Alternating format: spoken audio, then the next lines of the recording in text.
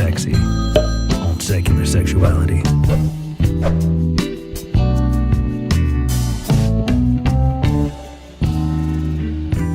Hello and welcome to Secular Sexuality, the ACA show that just, for real, y'all, should not be risking pissing off YouTube like this.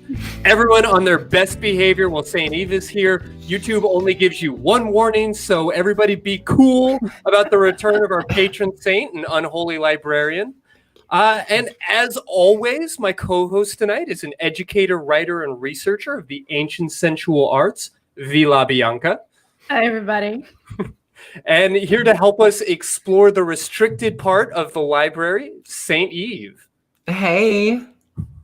All right. I'm so excited to dive into this topic. It combines my two favorite things, sex and research. So we're good. So just before we jump in, though, I do want to remind everybody that we are also taking calls. So if you have a sex research kind of question, if you're like, hey, I want to figure out how to look for this, or I came across this topic and I'm curious about how to delve into it more, we're taking calls. So hit us up at 512-991-9242. Or you can call the show at tiny.cc/callsex anywhere in the world for free because we love you that much. All right, let's jump in. Yeah, okay, so here's a hypothetical scenario for the two of you, for everybody out in the audience. I think it'll resonate with some of us. You're watching a movie or a TV show, you're listening to a podcast maybe, you're watching YouTube, and everyone starts talking about crazy sex stuff. You know, it's Viking power bottom this, androgynous cat cyborg that, and then suddenly somebody mentions like a really interesting form of sex or sexuality that you've never heard of. You barely know anything about it. You know, say we're talking about like erotic hypnosis, and you don't even know like how to get started or what your Google search terms are. Tell me, the two of y'all, walk me through your routine. Like, how do you research this? How do you find that thing? Yeah, well, I mean, goodness. I feel like for me, I grew up exposed to, maybe for better or worse is another conversation, but exposed to a lot of sexual content. So I feel like for me, it was always pretty easy for me to like, I don't know, kind of recognize the very like human, almost animalistic nature of sexual interests, of like, you know, maybe this doesn't necessarily say anything about me as a person, but like, you know, this is making me feel some kind of way. Like I can't just stop feeling some kind of way about it, you know? So you're embracing it a little bit, like you are watching, you know, Handmaid's Tale, and in a very unsexy context, somebody does something, and you're like, huh, I wonder if I can't be the only person who has that kink. Like that story kind of resonates for you, yeah?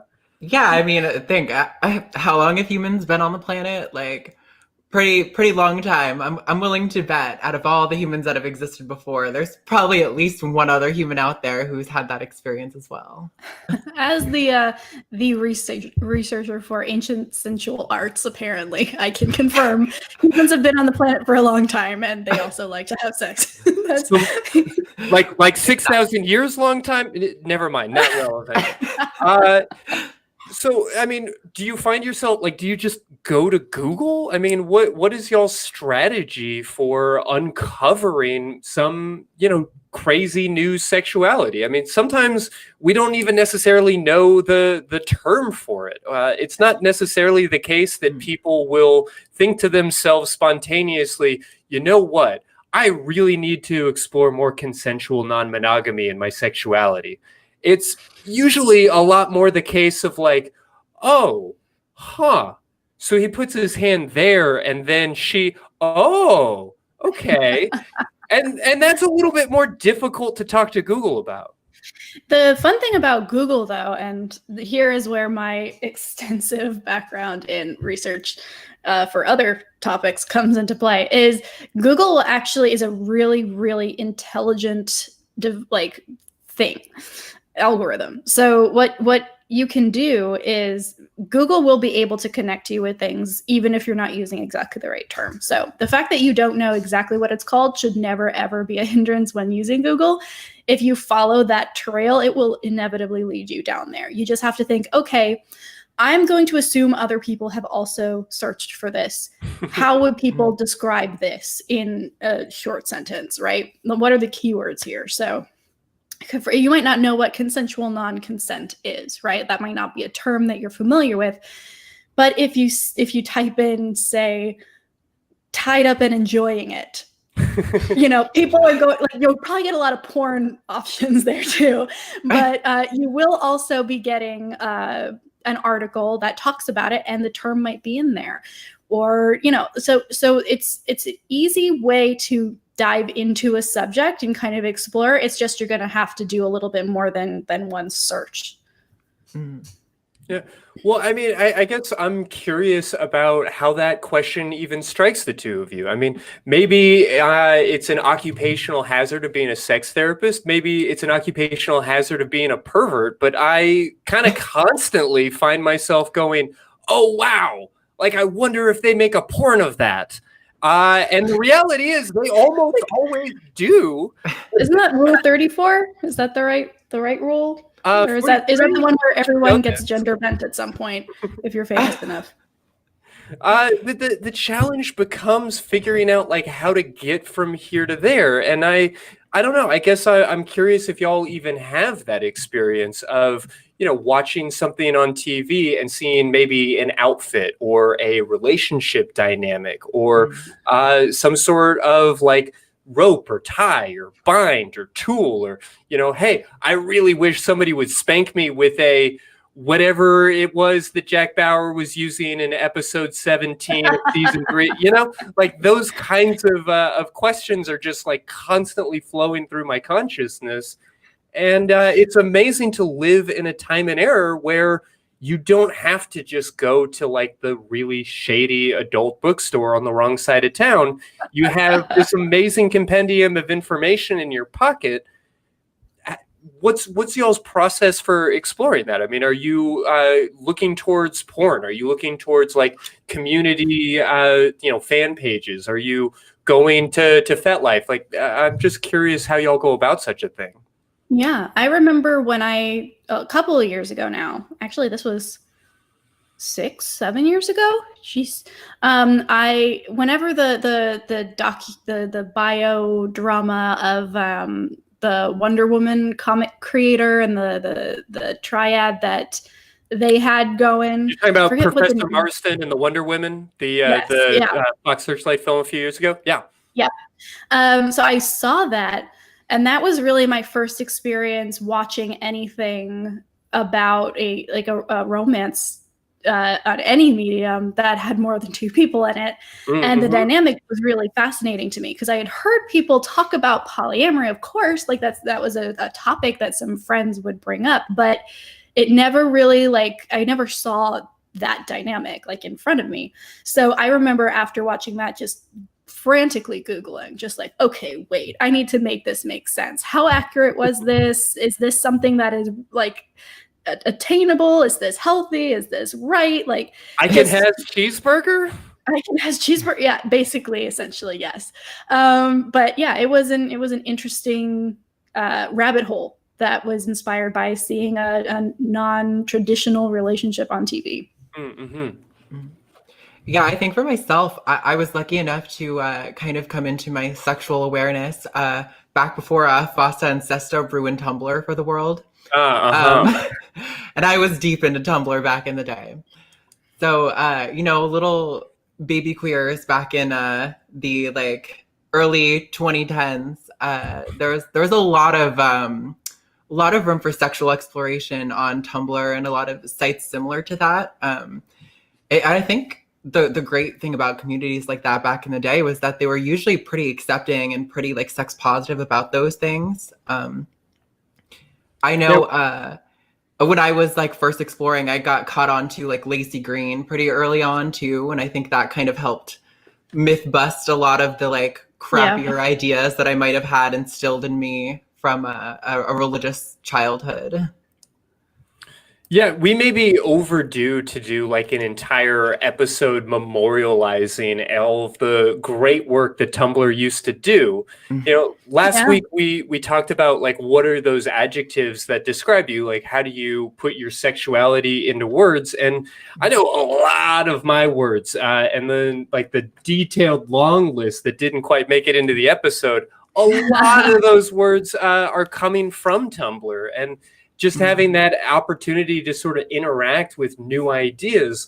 I don't necessarily know that that porn, that our culture in general, that other pieces of our sexuality are geared in that same way, that allow you to have that occasional interaction with something that's just to the left of what you were expecting or were used to.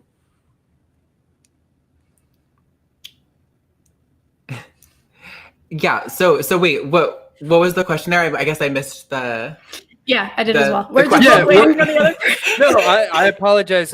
Just to clarify, I suppose one of the great things about that experience was that you could be on Tumblr looking at things that you were familiar with, that you were interested in, and often find yourself looking at something that was like just to the left of that, just a little bit different, so that you were constantly being exposed to new ideas, to new content, to new creators. And there's not really a great replacement for that anymore. Yes, I agree with that. I think that for me, I don't know, it's weird because I'm also like, apart from the fact that I love this show, I love talking about this in a very like intellectual way, I'm also demisexual, which is another concept that I had to research a lot of when I first discovered the term. But so a lot of this conversation, I think I'm actually going to be learning alongside the audience, because my initial thought doesn't go straight to sex. So like I could very easily have been on Tumblr and been on a thread that would have been like, oh, this is all like very sexualized. I'd be like, oh, this is very aesthetically pleasing. So a lot of So you read art blogs for the art. Exactly. Yeah. So, and eventually there would be things that would make their way into my subconscious, and I'd start digesting it in that way and be like, oh, actually that very much was a turn on for me. But it wasn't like an initial kind of, oh, I see something that has been sexualized, therefore I register it as something I should or could be attracted to, if that makes sense. Yeah, I think I maybe suffer from that classic male problem that's like, oh, there's a thing. How can I have sex with it? Yeah, I think I don't know. It really is sad. I think, like you were saying, Christy, a lot of those platforms that really made it easy for people to kind of explore those interests and those desires are unfortunately silenced by, I know, a lot of efforts that I think probably come from a good place, but unfortunately affect the internet and sexual content and content creators in really negative ways. But yeah, it's definitely a different world for young people now. It's unfortunate because, you know, a lot of the people who wanted to take down those parts of Tumblr and things are also the people leading the crusade against things like Pornhub. But like nowadays, like if a kid doesn't have a credit card, like they're not going to have a lot of other resources to explore those you know, niche sexual interests.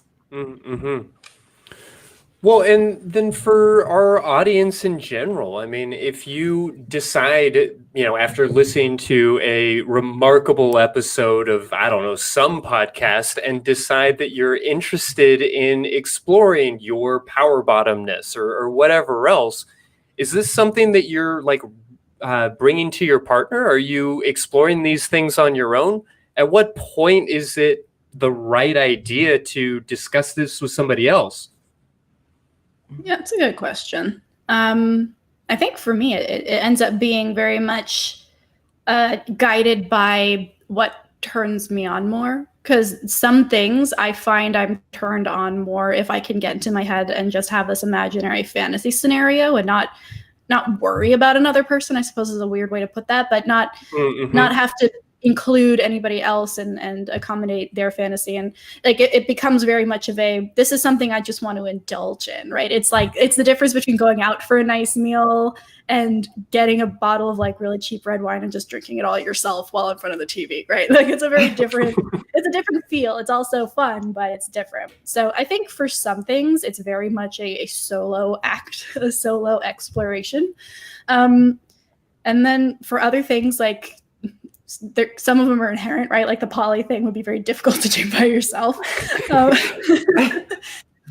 But yeah, I think it's a case by case basis for me. Yeah, I think that's a great point, though. I think it's awesome to be able to like explore a lot of those things yourself. You know, but like I know for me, definitely a lot of my interests are like context dependent on like, you know, what like the situation is with my partner, like how my partner presents, what kind of person they are, how they're engaging with me. But definitely when you're alone, I think that gives you, at least if you have the freedom to, I understand maybe if you're still dealing with some internal baggage, maybe this is a little bit harder. But yeah, I think when you're alone, sometimes that can be the best. You can really explore without having to worry about another person, like, you know, hitting one of your turnoffs. You can just kind of cruise steadily down the road. You know, it's a gentle increase in the exciting process. Yeah, not having the anxiety of what somebody else is going to think, or are they going to get it right? Like, even if your partner is super stoked about this thing that you've brought to them, what if the thing about it that turns them on isn't quite what you were looking for? Their angle on it is a little bit different. Mm-hmm. And then there's also being the person who is being approached with a new thing, right? Like that's a whole other side of it, is somebody, your partner, coming to you with something new, whether that's a conversation that happens beforehand or just all of a sudden you're trying something else and you're like, okay, well, this is a thing now. Let's see where this goes. And I don't know. I think it's very important that communication is key here, right? And everybody is upfront with what they want, what they expect. But it's also really nice to be in a position where you trust your partner enough to be like, okay, if they take me somewhere that's a little bit different, we can go there together and kind of figure that out. It's just, you know, always make sure you've got a safe word.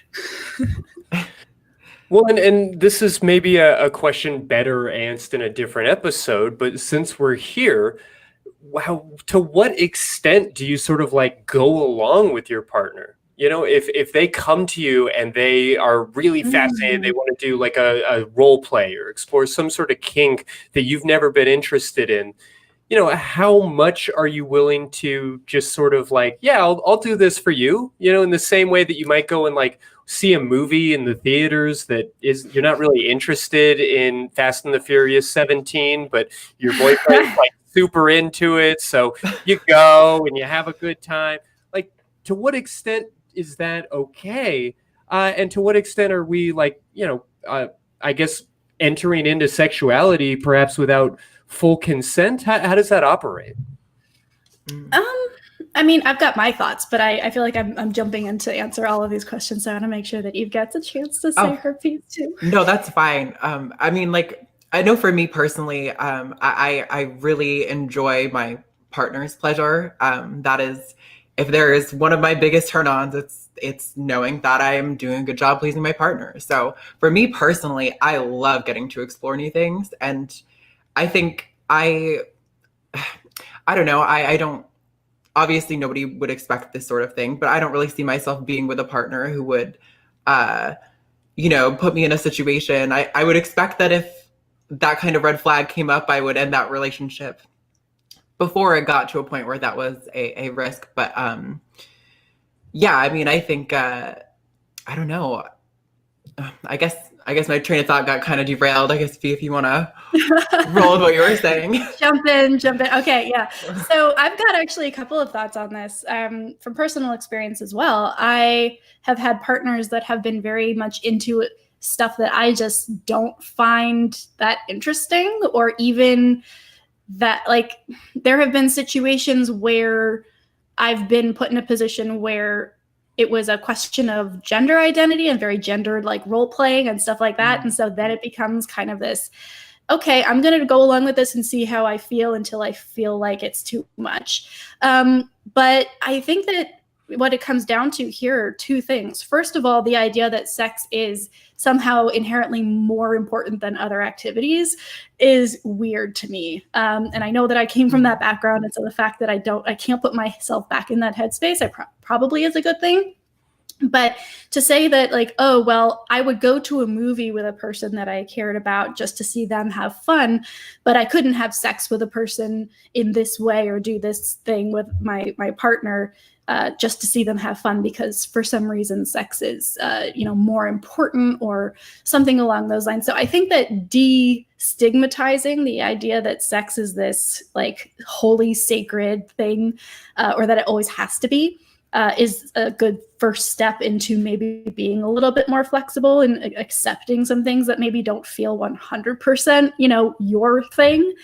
The other thing kind of stems from what I see as a little bit of asexuality erasure, which is the idea that you have to be I know that we say enthusiastic consent all the time, and I agree with that, but you don't have to be turned on to consent to sex, right? Like you can be somebody who just is not really interested in sex, but you wouldn't go for it yourself, but you have a partner you like to feel close to and you want them to feel fulfilled. And so you fully consent to have sex with them in a particular context. So I think that, yeah, you can totally 100% consent to something that you are not 100% turned on by. It just becomes then a very important process of communicating and having safe words and saying, oh, actually that thing, no, that's not just not interesting, that's actually uncomfortable or triggering or something along those lines. So as long as both people are on the same page about that, I think you're good to go. Yeah, I don't know if you guys have heard of, probably, but the stoplight system kind of over a safe word. When I've been in some kinkier spaces, I know that was something I really enjoyed. So kind of like regularly checking in with your partner or the person you're in a scene with, saying how you're doing. If they're saying like, oh, it's great, and like, keep going. You can kind of almost tell on how they use the word, like if they want you to really ramp it up, or, like yellow, like, keep going, but tentatively. And then you can have like a red full stop. This is not working for me. Like, yeah. I don't know. There's definitely, it's great to include those ways to like communicate without like breaking necessarily the context of the scene, which can sometimes be like the most important part. Yeah, which I guess it is worth it now to take a moment to kind of clarify this, because we talked a little bit about safe words last week without, I think, doing a great job of kind of expressing what it is we were after. And here we are again. So I guess I just want to kind of briefly say that a safe word is something that works in a pretty specific context. Like most kinky sex is not necessarily consensual non-consent. And I know we keep using that term. So it's worth explaining that what we're describing here is sometimes called rape play. It's sometimes called ravishment play for a lot of reasons. There's some uncomfortableness with that original terminology. And I think that's really worth kind of discussing with your partner. But what we're getting at is anytime you're having sex where the word no longer means no. In context, you would generally just say, actually, I don't like that, or stop. And that's full stop. That works on its own. When we're talking about, banana or red or yellow or any of those kinds of things, you're only saying pineapple in a context in which you and your partner have already agreed and established that no longer means no for the context of this conversation. And that, I don't know, maybe that goes without saying, but I thought it was worth bringing up since we've kind of skirted around it 2 weeks in a row. Yeah, totally. I think that's definitely a really good point to make. I know you've mentioned Esther Perel and, kind of this idea of being like objectified, being like almost a good thing in a lot of contexts. And I super agree with that, which is what I think makes this like consensual non-consent so like appealing to such a wide variety of kinksters, like it just, I think it's almost like a way, especially when you have that trust with a partner and you've communicated beforehand that like we're all in awareness of what's going on here, and we've got our language to like engage in this situation. But it's a really way to express like a really deep kind of desire for your partner, you know, one that almost makes you kind of like lose control in a sense, but allows the space for trust that your partner is not going to cross any lines that are going to be a hard stop for you. I'm not okay with that. Yeah, well, and it allows for that opportunity for role play, for playing a character, or creating a scene, so that there's not as much confusion around like, oh, did the sexy librarian say stop, or did you say stop? Because I want to respect you, the sexy librarian. Maybe I want to disrespect her a little bit if that's been discussed and consented to beforehand. Mm. So with that, I think we can go ahead and jump on the calls. Yeah, you want to take some callers? Yeah, absolutely. All right. Let's start with.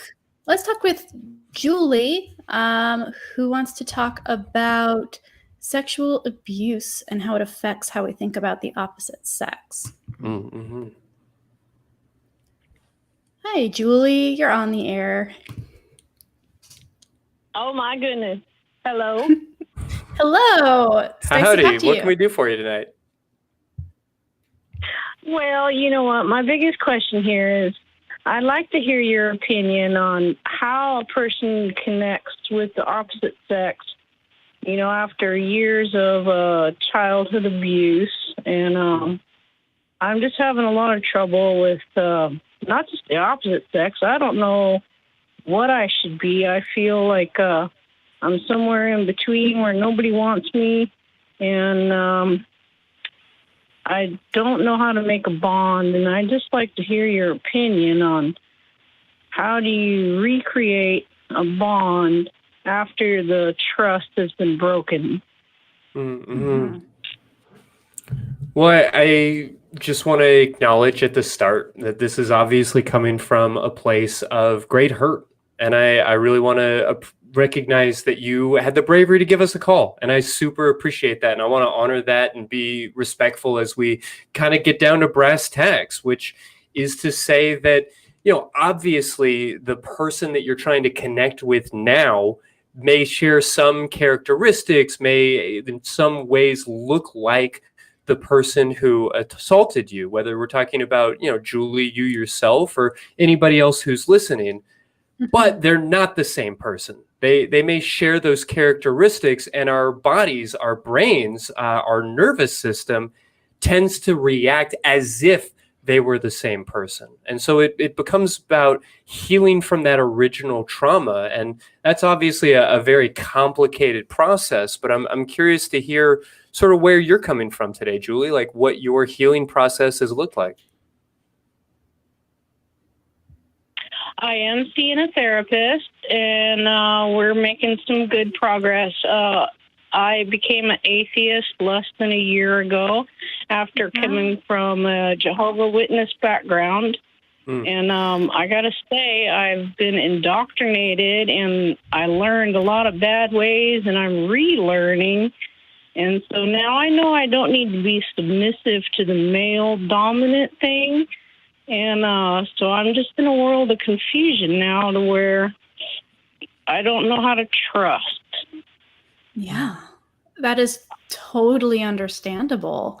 And hearing all of that, I know that Christy may have a couple more nitty-gritty, like hard details to give you, or hard suggestions. But for me, I just want to say, take your time. You're going through a whole lot right now, and you're taking all the right steps. You're pinpointing where you've been hurt and where you need to be healed, and you're going to a therapist, which is really good. And you've gone on this journey of deconversion, not just from any religion, but from a religion that many people call a cult. So you're dealing with a whole lot right now. The fact that you are not ready to be in a long-term relationship or to make those kinds of connections right now is so okay. It is something that you can sit with. I'm not saying that you shouldn't go out and search for those things if that's what you want to do. But if you want to just kind of curl up in a ball and take care of yourself for a while, that is fully understandable and okay.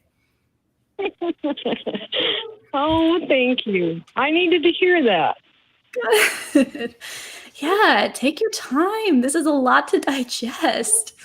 We're essentially talking about rewiring your nervous system in many, many ways. That sort of knee-jerk reaction, that trauma response, is something that's built into our nerves, and it does take a while to reprogram them. So if you're focusing on taking care of yourself, on making sure that you have all of your mental and emotional needs met, that's going to be super important towards your healing.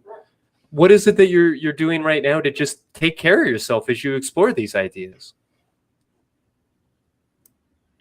Well, actually, I live in an alley in a trailer, and I'm looking for a better way of life, so I'm homeless. My family dumped me when I wouldn't become a Jehovah's Witness. The best thing I can do for myself is yoga and deep breathing and a nice cup of tea, maybe a little splash of vodka. Well, it looks like Christy's mic is cutting out a little bit. But man, yeah, I mean, there are so many ways to take care of your body, including splashes of vodka every once in a while. I fully support that. I'm sorry to hear that about your family, though. That's really hard. I did not expect to be dumped in the alley like trash, but that's what they did when I wouldn't join the religion. And at 50 years old, I just didn't see it coming. Right. Yeah. Yeah, well, I just have to say that it sounds like everything you're describing, that you're on track.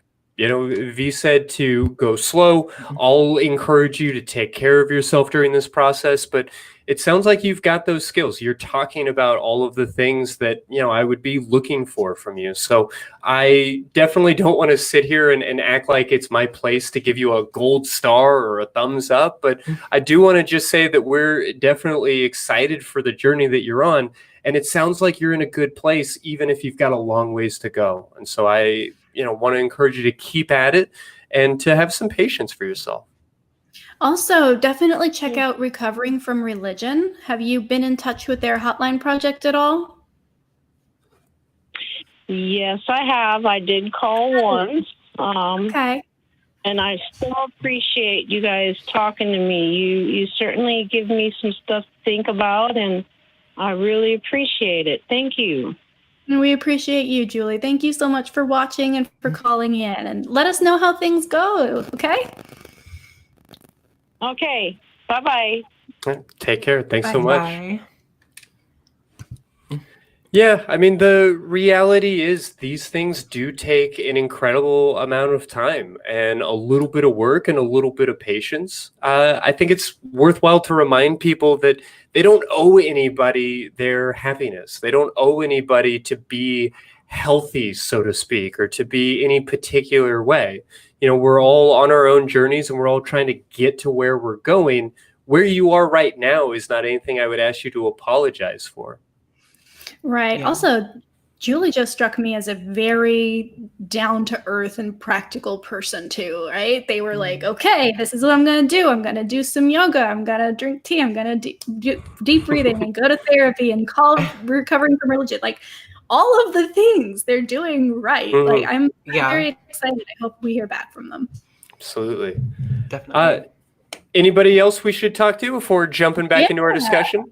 We've got actually somebody who is calling about kink from Germany. So let's get on the line with Mira. German kinksters got a reputation. Let's see. Go. Hi, Mira. You're on the air with us.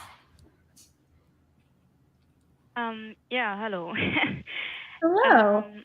So I was calling because I knew that I was in some into some kinky things very early on, but I don't really have much experience. I've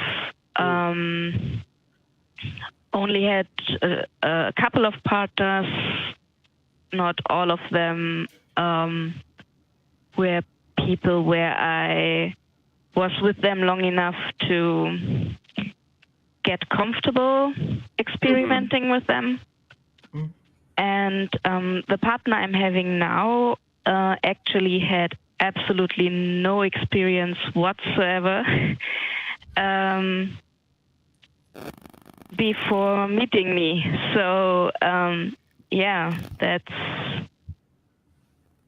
still something to work on. Yeah. Are there particular things that you're interested in exploring and don't know how to get started, or where do you find yourself now?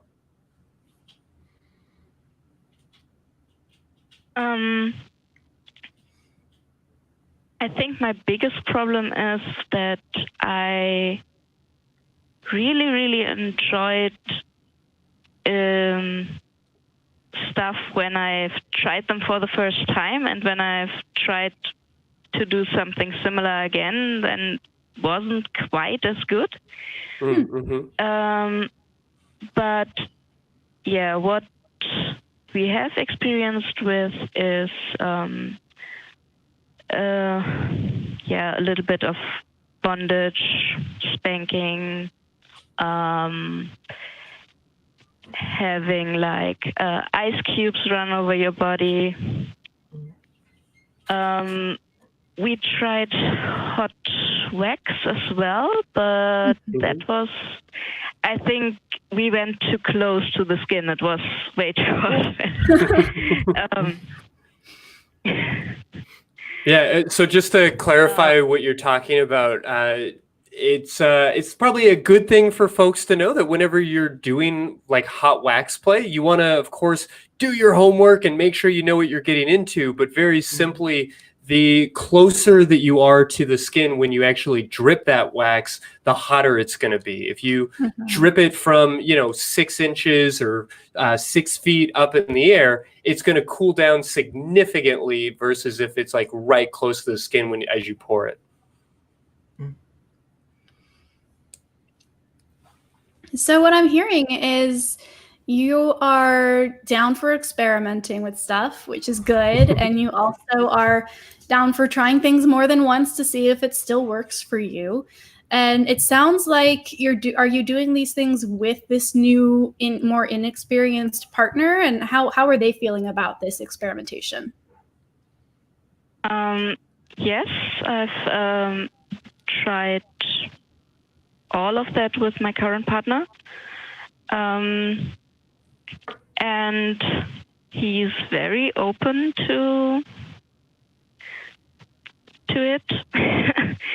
I mean, our fantasies don't match 100%, of course, but we are compatible for, a majority, I would say, of fantasies.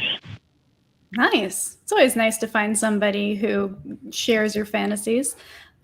Is there anything, like, are there things that maybe your partner has talked about maybe trying with you that you haven't thought of yet? Or is this mostly a situation where you're coming with ideas and they're going along with it? Or are they also like, hey, I want to try hot wax, or I want to try ice cubes?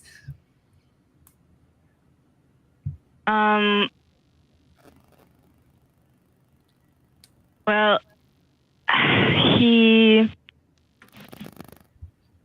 isn't very forthcoming on his own.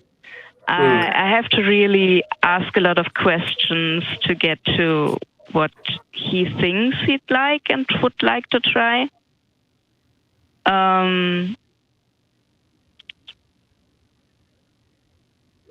But we've had a lot of conversations, so that's good. And I know that he has started researching on his own.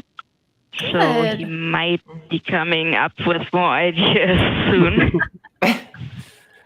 Yeah, well, that's often how it starts. The you find yourself with a partner who's interested in these kinky things, and you say, okay, I'll give it a try. And then next thing you know, you are a partner who's interested in these kinky things.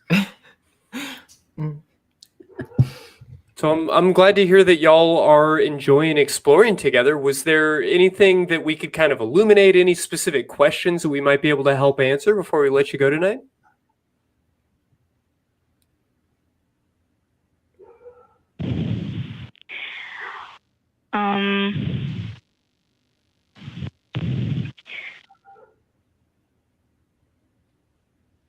I think I would just be glad if you had like some source recommendations, maybe. Yeah,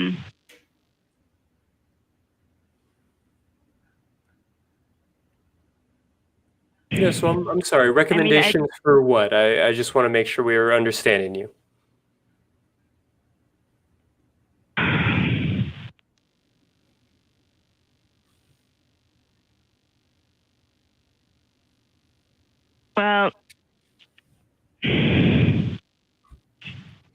Well, I definitely don't want to put you on the spot. I know it can be a little awkward, especially making an international call to talk to a bunch of strangers, perhaps in a language that isn't your first, about sex and sexuality. So, I definitely want to give you some credit for reaching out to us tonight and let you know that we're going to continue to be discussing these issues. But of course, you're always welcome to reach out to us via email or however else you'd like to get in touch with us. We'd be more than happy to see what we can point you towards. Yeah, we also have a fan group on Facebook that's very active, and we constantly have people jumping in with fun questions and questions about, everything from what was your first sexual experience like to do you like to walk around with or without clothes when you're alone at your home, right? So there are a bunch of different conversations happening on there, and I'm sure there would be people who'd be more than happy to talk with you. Okay, great. Thanks. So, thank you for calling in, Mira. Yeah, thank you for having me. Absolutely. Have a lovely rest of the night. You take care. Bye.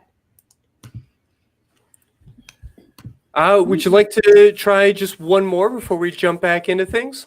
Yeah, let's jump to one more call, and then we'll take the others after another round of conversation. But let's talk to Rowan in North Carolina. Hi, Rowan. You're on the air. Thank you. Yeah, I hope you can keep me on topic. I've been thinking about so many things I would love to talk about at some point. Well, the one you called in with, according to our call screeners, is interesting. Let's go with that. Sure. I'm just not sure exactly what my identity is. I'm sure a lot of people can relate to that. Sometimes I worry, because I'm either non-binary or agender, I think. But the thing about it is that I've never really had a strong sense of my own identity, particularly appearance, at all. Yeah, and they used to bother me some, and I'd often dream about being of either gender back when I thought those were the only two options. But yeah, a lot of times I just dream where I have no physical form at all, and those are some of my favorite dreams too. Yeah. Oh my goodness. Yeah, no, I totally understand that. That makes so much sense to me. One thing that you might consider doing, because I know that we have a tendency to put people into as few boxes as possible, right?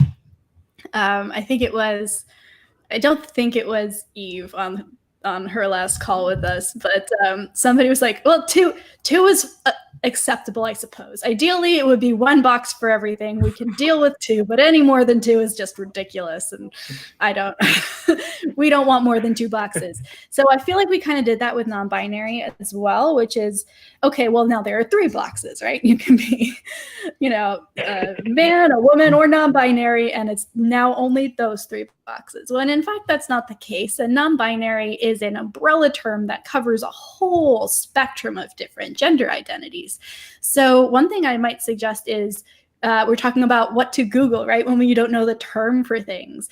Type in something like gender identity list of terms, or names for different genders, or something along those lines.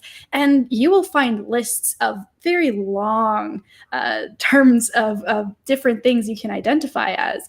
And some people say it's superfluous. I say if you find a word that fits for you and gives you that sense of identity and that fun little, ooh, that's me, that spark, that's a useful word. And it's a word that we should use. So have you done that at all? Have you researched different terms for what you think your gender might be? I have to some degree, and I was kind of kicking myself not for including gender fluid in the possibilities, because I mean, that almost does feel the most natural to me. The idea that sometimes I'm one thing and sometimes I'm another, and sometimes I'm nothing at all. And that also feels fine. Yeah. Gender fluid is definitely a good term to use, especially if you find yourself vacillating between, presenting more masc or presenting more femme, and you tend to like going between those two. Gender fluid, gender queer, gender bending, all of these terms can mean the same thing, or they can mean vastly different things based on how you interpret it. Yeah, I also, if I can chime in, I think there's kind of this issue that happens a lot in a lot of the discussions around gender, especially, I think people hear binary trans people often talk about like, oh, like I knew I was X gender from this time. Mm-hmm. And, maybe this is just my experience, but I never really felt that. I just particularly felt that I just was a woman. I think that concept kind of sounds strange to me. Like, for me, it was more of just that, like, I knew for a fact I wasn't a man. I could tell that feeling very clearly. But like, I think this concept of like, I think we're led into the false belief that when you find the right identity, it's just like fireworks going off inside you. And you just, it's like, a bright awakening. The thing you knew all along, but you just weren't aware of. And, I think it's okay if you just kind of feel like you, like, that's probably the reality of the situation anyway, I think that there might have been a turning point for me when somebody I was with was kind of pushing me into taking on a female gender and to be a woman, and I was just surprised at how much I didn't like that idea. Like taking on all those particular traits just didn't fit me. But then I also realized I never liked the ones I had been assigned by my parents either. So yeah, that was a turning point. Oh yeah, no, it is I love Eve that you brought this up, like, because that is it's amazing that we are moving into a space where that is a common conversation point now, and that's an assumption that, oh yes, this is a thing that happens to people, and you can totally, know that you are actually another gender from when you were a kid. Again, that doesn't have to be the case. And it seems very interesting that this is happening as a result of maybe exploring, oh, maybe that's a possibility, right? Maybe I am a woman. Oh, no, I'm not. But now that I've figured out what doesn't feel right, this doesn't feel right either, right? So now you have to find something else. There's a little bit of that Goldilocks-ness to it, right? Like you can't necessarily tell until you try it on, and all of a sudden you realize, oh, okay, this thing that I thought I would like is too hot. This chair is too hard, whatever it looks like for you. Mm-hmm. So I'm glad to hear that you're exploring, as you get deeper into these concepts, or as you want to really spend some time with it. I, of course, like to recommend How to Understand Your Gender by Alex Ifnati and Meg John Barker, which is a great, very easy to understand book that you may want to explore. But really, I would tell yourself that there's not a need to have this figured out to find an answer. There's not going to be a test at the end, but there's a lot of value in being able to understand yourself. So if it is scratching a particular itch for you, I'd really like to encourage you to pick up a book along those lines. Thank you. And I feel like I should mention that the person that somewhat pressured me, like there was a misunderstanding that she was not a trans person at the time, and we got past that. I found a wonderful group of people. Many of them were trans who were extraordinarily accepting of and never pressured me into anything. So that was also very helpful, particularly in the wake of that. Yeah. Mm-hmm. Oh yeah, just being around people who present as they are is so enlightening and just freeing. So just the fact that you're surrounding yourself with people who are open to these conversations and have gone this way themselves by itself is probably great for this journey, pushing you forward.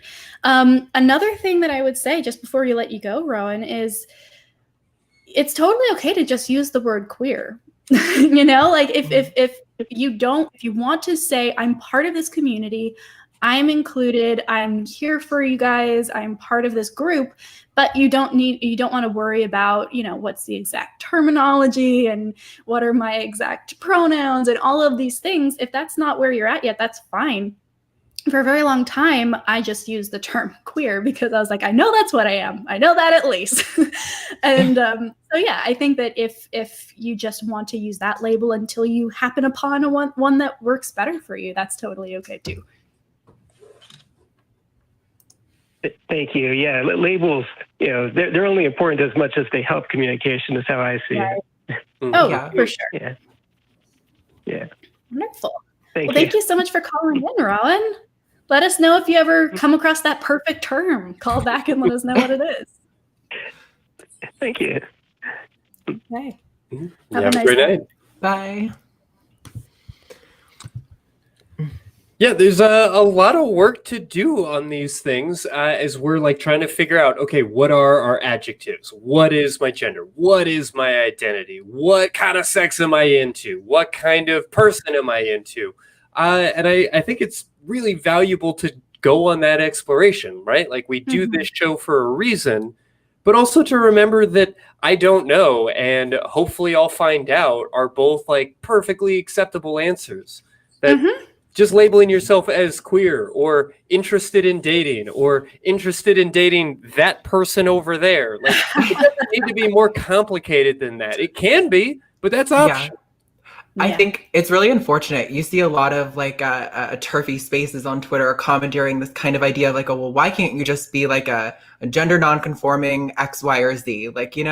Why do you have to apply all these labels? And it's unfortunate because in essence, I agree with that. Why, we don't, you're just you. At the end of the day, if those labels matter to you, that's great. That's awesome. You found something that means something to you. Life is fucking short, man. Rock on if you feel good about it. But it is unfortunate because I think people get stuck in this maybe situation where like you were saying, V, they could have just said, I'm queer. I know I'm not cis. That much I know for sure. And that really is enough. You can spend all day surfing the web for the list of all the words, and at the end of the day, you're still gonna just be you. So I think a lot of these words have a lot of value because they give an opportunity for community, kind of like what we were talking about when we're researching. If you don't know the word, you're not going to find the people. So being able to say, ooh, non-binary, what is that? And then realizing that that is who you are. And oh, yes, there's an entire community of people who use this term that you can interact with and talk to and learn from. That's very useful. But nobody's forcing you to pick a label. You're not less part of this community if you don't have your list of labels and kinks and all of that. That's fun, and we like to play around in that space because words are awesome, but it's not a requirement.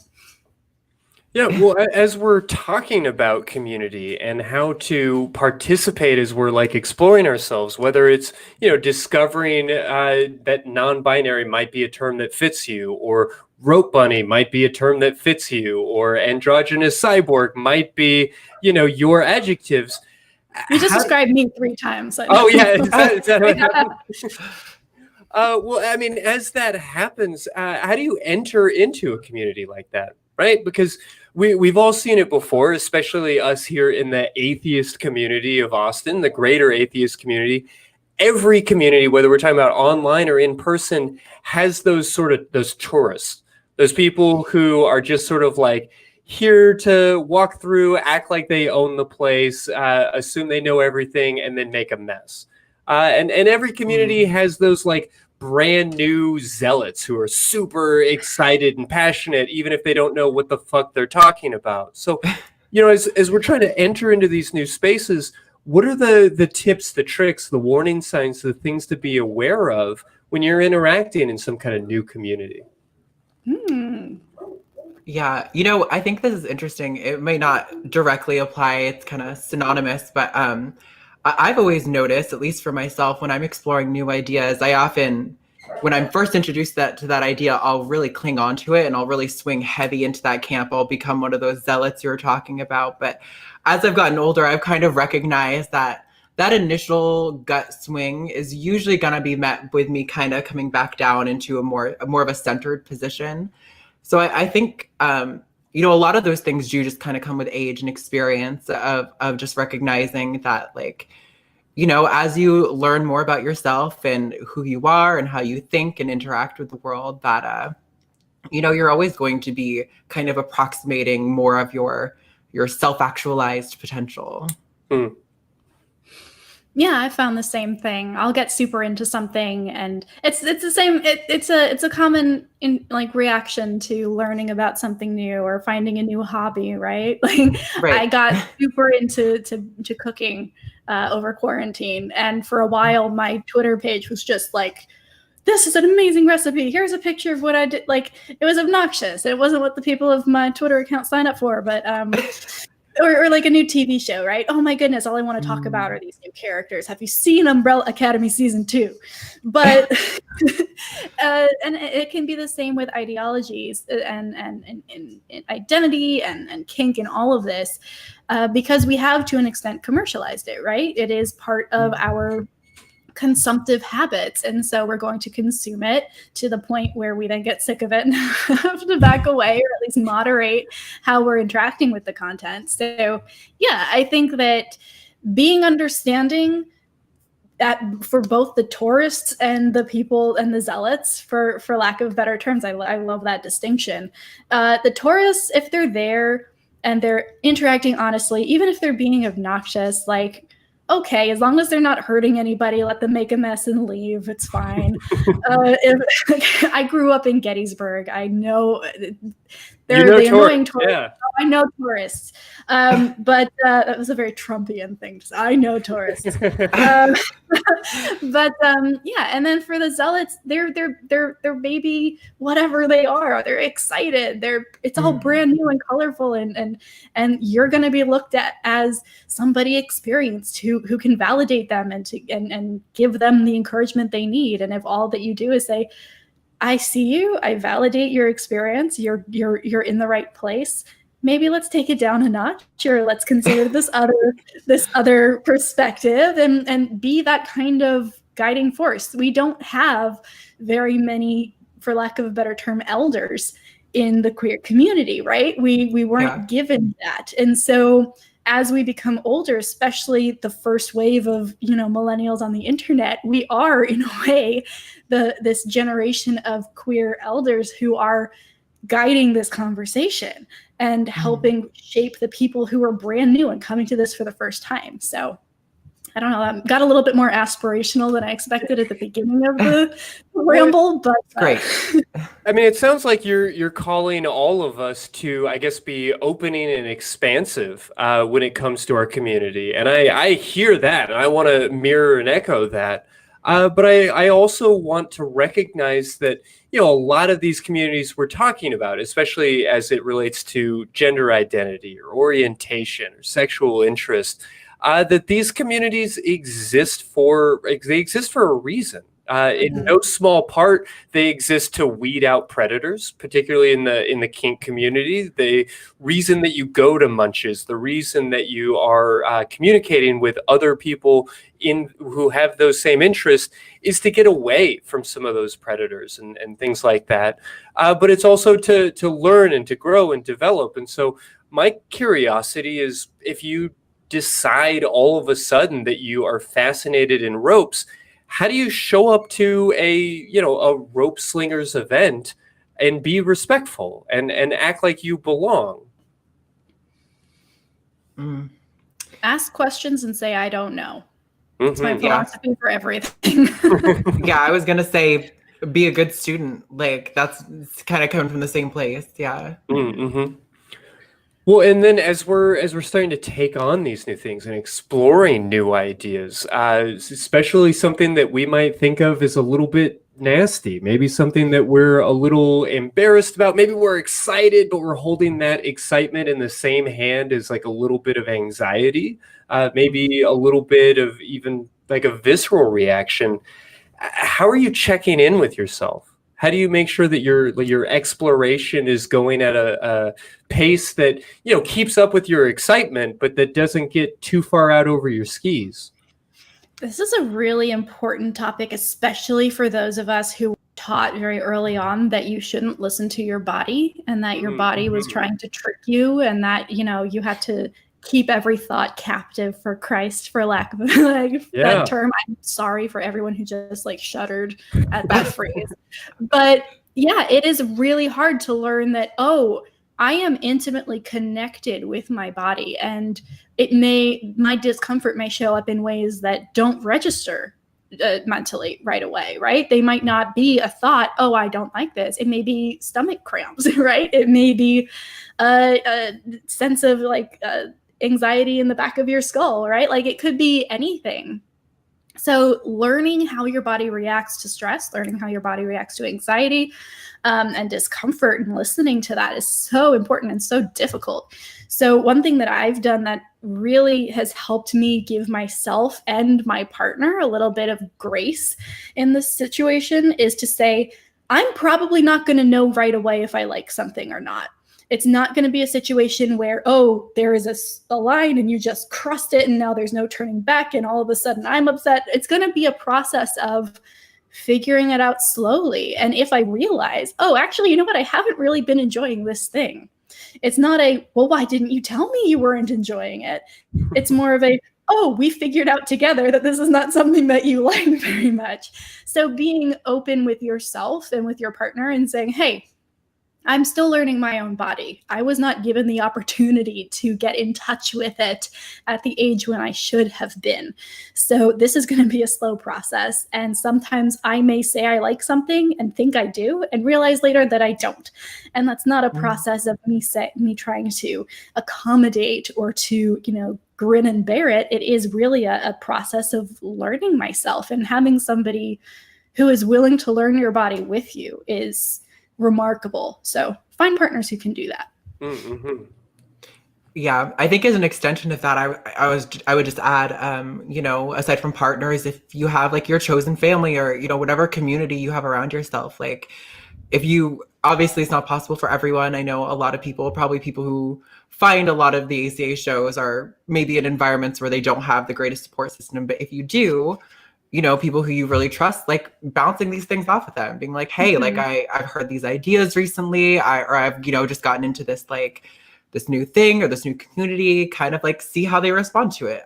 Because I mean, if you trust these people and you think they're going to honestly give you empathic feedback, then I think that'll give you a good frame of reference to kind of say like, they reacted differently than I expected them to, or differently than I did personally. Like, what does that mean about this? It can just kind of help you navigate some of those questions, because really it does come down to just more of, being introspective and really, asking yourself those questions. Like, how do I feel about it? Is that stomach cramp from anxiety, or like, did I have a coffee too recently? Like, what's going on here? Yeah, well, are there any warning signs that you think are super valuable to be keeping an eye out for? You mentioned maybe being sick to your stomach. I know a meaningful one for me is if I am becoming too obsessed with something. It might be a sign that I'm really, really into it, but it can also be a sign that there's something about it that doesn't quite sit right. Like if I'm thinking about it too frequently and my thoughts are kind of cycling and maybe repeating without really like improvising or improving, in those kinds of contexts, it's a good notice for me that, hey, you might be into this, but maybe there's something about it that you're not quite ready for. Are there any of those little hallmarks to be looking out for? Yeah, I mean, that really does require a good relationship with, your body, your own internal dialogue. Like, I mean, our caller earlier, Julie, they were talking about, how they're doing all these things, and it really sounded like they were a really introspective person. And I think that those kind of things are really what are going to help you, being able to say like, oh, well, I'm feeling this, but I want to get to this place where I feel like aware of it and okay with it. How do I get from where I am now to where I want to be about it? But, again, that all comes from having that first initial relationship with your own awareness of yourself. And that can be a hard thing to foster if you're not raised in an environment that helps with that. Or a sex therapist. Yeah, right. No, I'm fascinated by the amount of introspection that would take to realize, Christy, because to me, I feel like that would be a very intense distinction to make, like very, very intimate knowledge of your own, interactions with this kind of thing. So I'm impressed by that. Well, and it can also just be a side effect of getting, of being willing to go spelunking a little bit, finding yourself like exploring things that are maybe exciting, but that are also a little scary. Let's recognize that as much as we're looking to be sex positive and affirming, we're never looking to shame anybody for their sexual interest or their kinks, that a lot of human sexuality is inherently transgressive. Sometimes the reason these things turn us on is because they gross us out or they offend us in some kind of way. And if we think of sex as so weird. Yeah. I mean, our brains are a little gross. They're a little strange. And if we think have you seen a brain? Yeah. Abby's someone. Abby normal. No, but I think another thing is, and this is very stereotypical, like almost like I've seen this especially represented on TV or in movies, and I guess it's because it's a good visual like storytelling tactic, but any kind of flashback, right? Even if it's not like a visual one, but more of an emotional one, or again, listening to your body, my body's reacting in this way. The last time my body reacted in this way was when this happened. And the second that you get out of your body and into your head and start having to go down that thought trail, I mean, it might be useful to explore that later on, but in the moment, if you're having sex, it might be a good opportunity to be like, okay, hold on, wait, there's more here that maybe I need to unpack first. I know I do not want to ever again have sex while I'm so drunk that I go a little bit numb. Because when I was in grad school, that's kind of the only time I would have sex, because I was still coming out of a very puritanical, evangelical mindset. And so the only way I could loosen it up enough to allow myself to have this experience was to kind of dull everything and make myself very open. In fact, I remember the first time I had sex, like not drunk, I was like, I'm not sure what to do. Usually I'm like a lot more, I was like very freaked out. But the other week I was pretty drunk and things started getting hot and heavy. And I was like, I don't feel, okay, let's not, time out. Like, this feels too familiar in a bad way. So, and within like 2 seconds, oh, okay, never mind. Let's go watch a movie or something like that. Like just hard pivot. So anything that takes you out of the experience and gets you into your head is a good little bit of a yellow flag to keep an eye out for. Mm-hmm. Definitely. All right. Well, would we like to take one more call before we wrap up for the night? I love that idea, Christy. Let's talk to Who Marcus. you got for me? Marcus in California. Hi, Marcus. Oh, hi guys, it's me again.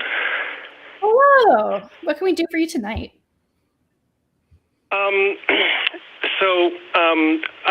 going to use some terms that relate to genitalia. This is the show for that. You are good. So I've talked before about my learned repulsion for bodies that have penises attached to them, and I want to get past that, because when I was younger, 18, 19, 20, I watched a lot of gay porn and really enjoyed it. And had a couple of relationships with some men. But then my life pivoted, and I went, if you forgive the term, went balls deep into a sanctimonious religious cult, where that was prayed out of me several times and just shamed and all that other stuff. And now I'm feeling like I'm kind of I'm really ready to be done with that. But I'm still finding that I am unable to reclaim the excitement I had as a young man. Yeah, I mean, I think we've been talking a lot about how, scenarios in different contexts can take on very different meanings. And I think it's probably important to recognize that whenever you were having these experiences as a younger person, that and this like porn or whatever was really exciting you, it sounds like the contexts are very different now. You went through, it sounds like a religious indoctrination. So it sounds like whatever shame complexes might have been there before were really emboldened. I hope if you can afford it that you are in therapy, or at least you have a strong support network around you. I think, but it sounds like you're on the right path, much like our caller earlier, Julie. It sounds like you are aware that you are at point A and you want to get to point C, and you're trying to figure out how you navigate that path to the end. And that is really the most crucial starting point to, really navigating that path. So I think I want to commend you for, being able to recognize that and start that journey willingly. Yeah, and as we told Julie earlier, it's important to remember that we heal slowly, especially when we're talking about trauma. And in fact, we run the risk of re-traumatizing or making the situation in many ways worse if we rush it too much. And so it is a good idea to be slowly walking towards the edge of things that make you feel uncomfortable without pushing too hard against it. If you find yourself feeling that sense of revulsion or feeling overwhelmed, it's probably a good sign to step back or to slow down. And I would definitely encourage you to be going with somebody, whether that is a therapist or some other helping professional, or at least somebody who has been through it themselves or that knows and loves you and supports you. Oh, wow, that sounds uncomfortable. I will take note of that. Thank you, Christy.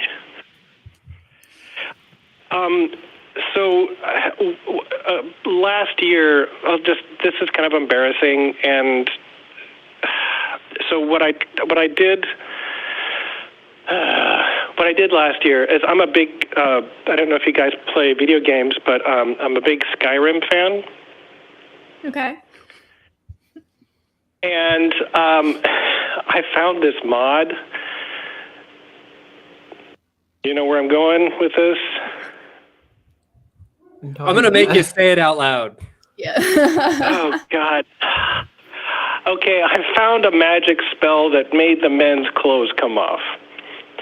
And that there was just when I cast this spell, there was just pipes swinging all over Skyrim. And you mean that thing that we all were told would happen on our Super Nintendo? Like, was I the only 8-year-old boy that was told that all the characters in Mortal Kombat would be naked if you just pushed in the right button combination and furiously tried every button combination? You've done it, Marcus. You've done it. Well, two things happened at the exact same time when I did that. The first thing was, oh, this is cool. I'm into this. The second thing that happened was, oh my God, you pervert, you are taking away an NPC's, you're violating an NPC. And then I turned off the computer and erased the mod. Mm-hmm. It sounds like a good indication that there's still some squeamishness here, which is totally okay. I will definitely empower you to know that you don't owe much of an apology to a computer algorithm. That I recognize it feels a little gross, though. And that's because your brain is having your feelings, and that's okay. It's not anything that needs to involve the creators or other players or anything else. If this is just something that is between you and your brain, it's something that you and your brain can work out together. But as a social creature, let me just say again that you can work it out much easier with a little bit of help. Mm-hmm. Mm. Oh, God. Okay. Any other ideas? Well, my thought is that while I completely understand that initial, I'm doing this and they're not in the story aware that I'm doing this and this feels like a violation of their autonomy, which, good for you for having that instinct. Like, that's a good instinct to have. It almost feels to me, and I definitely don't want to psychoanalyze you, especially not as the therapist on the call, but it almost feels like your brain is trying to rationalize why you felt bad about it, right? Mm-hmm. And it is a really reasonable thing to be concerned about someone's autonomy and consent. So it might be that your brain was like, this feels wrong and I'm not sure why. Oh, it could be that it feels non-consensual and that's why. But I'd encourage you to maybe explore that a little bit more. Is that really the reason you felt that way? Or maybe it was the first thing you grabbed onto when really it was more about that internalized kind of shame from your upbringing. Mm-hmm. Okay. So, are you saying that I was looking for an excuse to stop the exploration and reclaiming my youthful passion? Well, probably not intentionally. I wouldn't say that, it was an intentional thing, but your brain has been wired a certain way by your indoctrination, right? It's a physical thing that happened to your brain, which is why it's so insidious to do that to somebody. So, of course, your brain is going to fire in all of the ways it's been trained to fire. And it's natural to, listen to your brain. My brain said this. Okay, that's the reason, I'm moving on. But yeah, it's possible that if you dug a little bit deeper and internalized the fact that these are computer programs, this isn't a real person. You're not doing this to somebody who has actual autonomy or could give consent. It's all in play. This could be considered a kink, right? This is a very harmful way to explore kink. See if that uncomfortability is still there. And if it is, maybe it's coming from somewhere else. Yeah, if it helps to not think of it as an excuse so much as an explanation, it may not be true, but your brain is desperately searching for some sort of explanation, something to justify a visceral reaction that's happening from perhaps outside of your brain.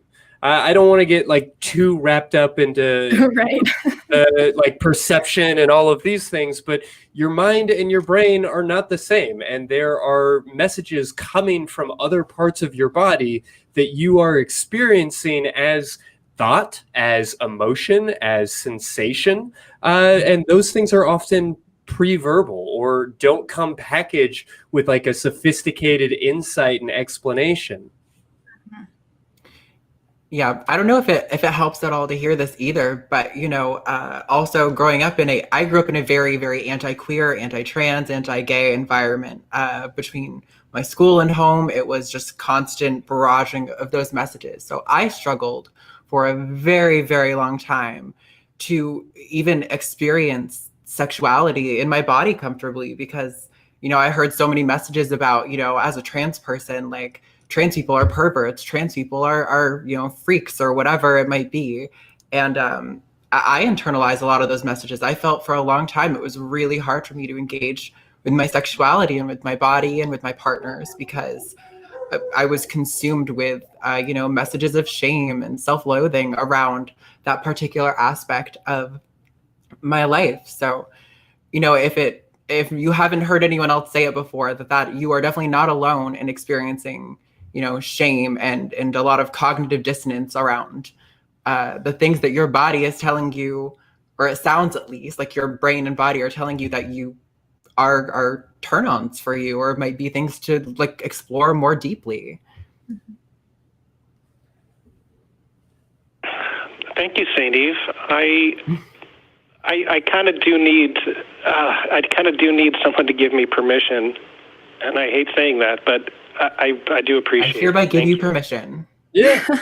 Well, and we're being silly about it, and I'm great with that, and I don't want to belabor the point any further, but I do want to just highlight the fact that because you need, or the fact that you need permission, so to speak. I know it's a turn of phrase, but that's coming from this reality that your body evolved over millions and millions of years to co-regulate with the other primates, with the other mammals around you. We truly are a social species, and there's a lot of value, there's a lot of healing, there's a lot of growth in responding to these traumatic experiences with the support and the permission, the approval of somebody else. Okay. I hear it and I accept it, and yes. Thank you, Christy. Well, it can be a difficult pill to swallow, phrasing, I guess. But you know, these are complicated things. I mean, we've been talking all night about healing from trauma and about how to explore our sexuality, even though our body wants things that don't make sense to us. You know, our body wants to be hit. Like, why? Like, what is the evolutionary benefit to that? Well, come to find out, there is one, but it's complicated. It's unique to each individual person. It's not entirely logical in a certain kind of sense. And that's okay, because our brains and our minds and our bodies are all these like abstract concepts, just sort of trying to figure out how to enjoy life. Yeah. Okay. Good talk, guys. Thanks so much for braving it. We appreciate you giving us the call. I know it's tough. Thanks so much. You guys, Good luck. You guys have been all so kind and everything. Thank you. Thank you for calling. Mm-hmm. Have a nice rest of your night, Marcus. Oh my goodness. I think we had some really awesome callers today, you guys.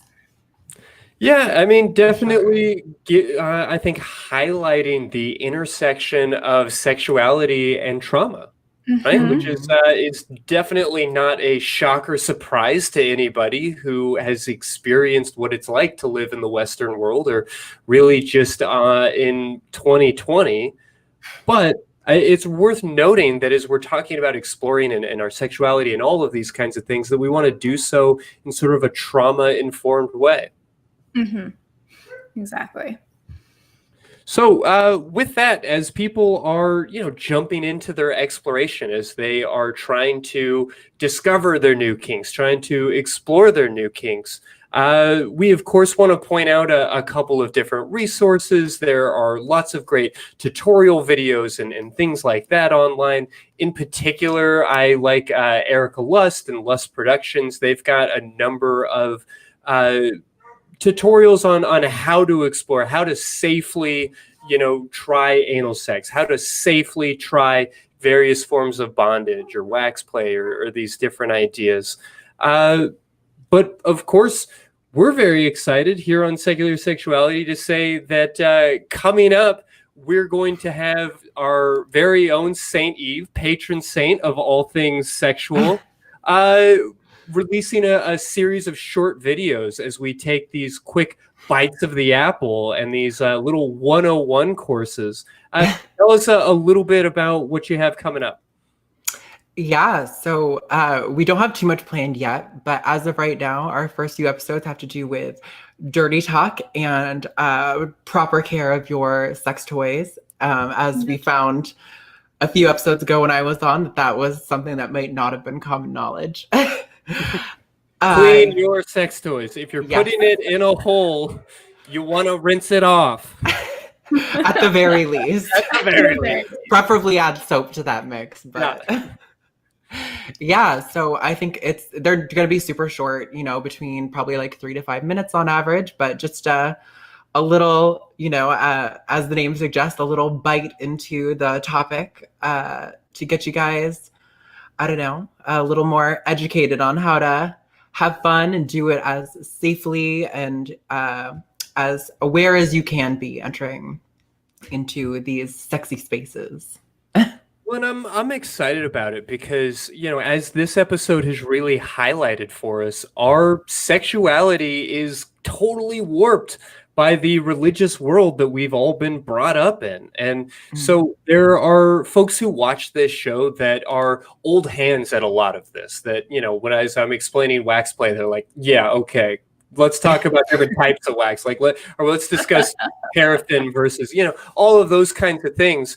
Whereas there are a lot of us that are just coming to these ideas, that have never had the opportunity to explore, like, how do you get comfortable with dirty talk? How do, are you supposed to use like dish soap on your toys? Like, these kinds of questions have value, and folks in the atheist community are often recovering from a super tense religious environment where nobody was asking these questions, or at least not openly sharing the answers to them.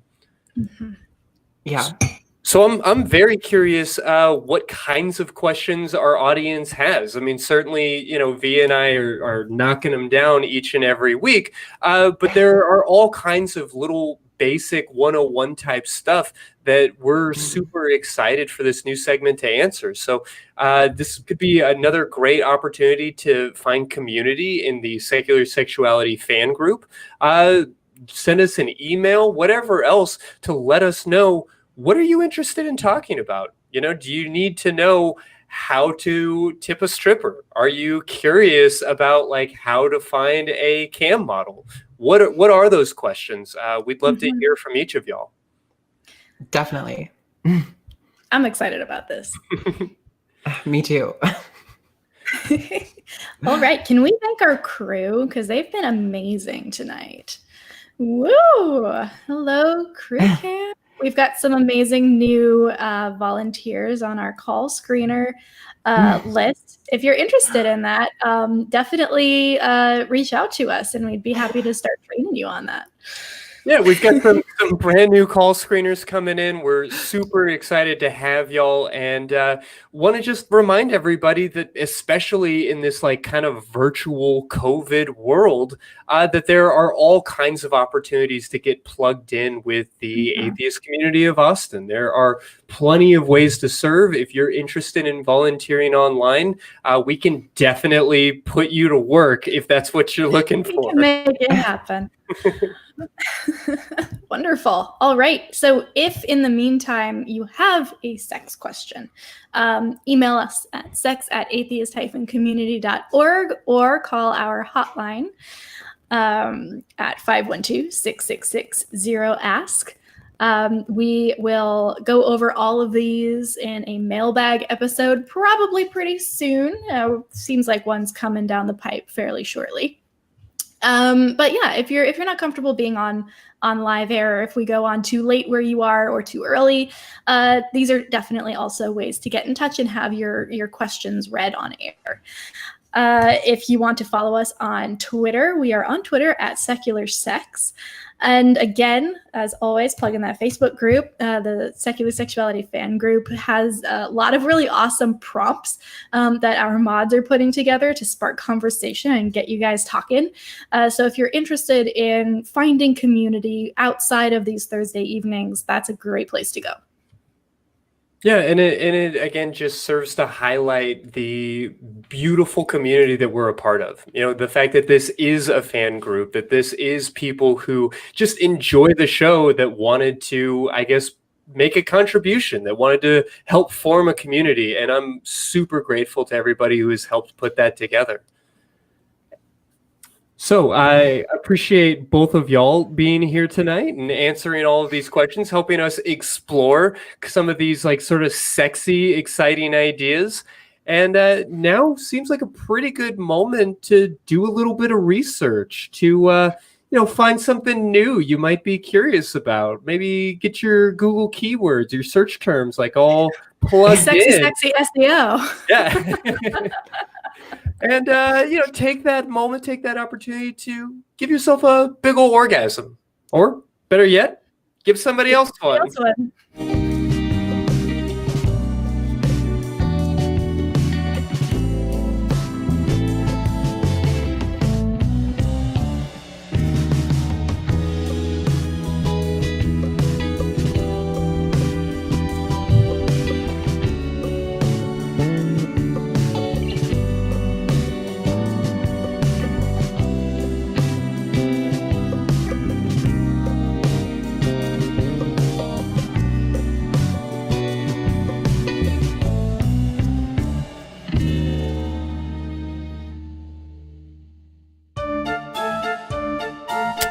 What are we doing, man?